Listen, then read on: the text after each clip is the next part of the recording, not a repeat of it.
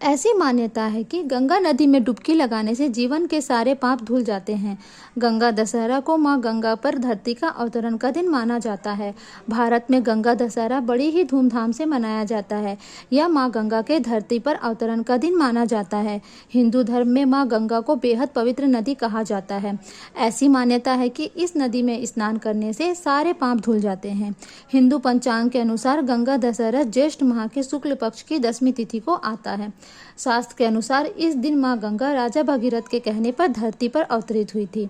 इस दिन मां गंगा की विशेष पूजा अर्चना की जाती है।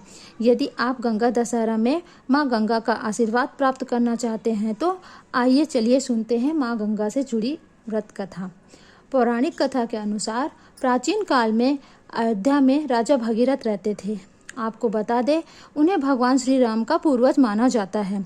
एक बार की बात है, राजा भगीरथ को अपने पूर्वजों की तर्पण करने के लिए गंगा जल की आवश्यकता पड़ी। उस समय मां गंगा सिर्फ स्वर्ग में ही बहा करती थी। यह सोचकर राजा भगीरथ ने मां गंगा को धरती पर लाने के लिए कई वर्षों तक कठोर तपस्या की, लेकिन फिर भी उन्हें कोई सफलता नहीं मिली। यह देखकर राजा भगीरथ हिमालय पर चले गए और वहां जाकर फिर से कठोर तपस्या में लीन हो गए। उनकी कठोर तपस्या को देखकर मां गंगा बेहद प्रसन्न हुई और उन्हें आशीर्वाद देने के लिए वहां प्रकट हुई। राजा भगीरथ मां गंगा को अपने समक्ष देखकर बहुत प्रसन्न हुए। उन्होंने मां गंगा को धरती पर आने को कहा।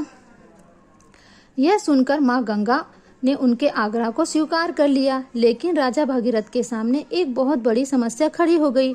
मां गंगा का वेग बहुत ज्यादा था। यदि वह धरती पर आती तो पूरी धरती तबाह हो जाती। उनके इस परेशानी को सिर्फ महादेव यानी भगवान शिव ही दूर कर सकते थे।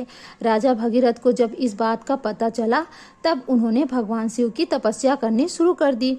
1 साल तक राजा भगीरथ भगवान शिव की तपस्या करते रहे।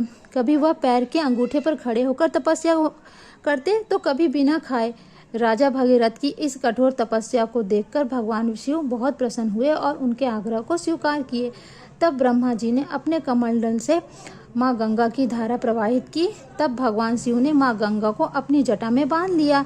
लगभग 32 दिनों तक मां गंगा शिव की जटा में बहती रही। ज्येष्ठ महीने के शुक्ल पक्ष की 10वीं तिथि को भगवान शिव ने अपनी एक जटा खोली और मां गंगा को धरती पर जाने के लिए कहा।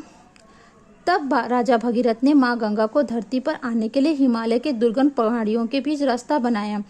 जब मां गंगा पहाड़ से मैदानी इलाके में पहुंची, तब राजा भगीरथ ने गंगा के जल से अपने पूर्वजों का तर्पण किया और उन्हें मुक्ति दिलाई। जिस दिन मां गंगा धरती पर अवतरित हुई, वह ज्येष्ठ महीने के शुक्ल पक्ष की 10वीं तिथि थी।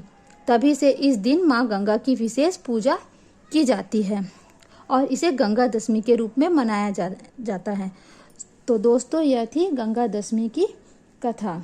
और इसी प्रकार की रोचक कथाओं और जानकारियों के लिए प्लीज़ मेरे चैनल को पसंद कीजिए और उसे सब्सक्राइब कीजिए।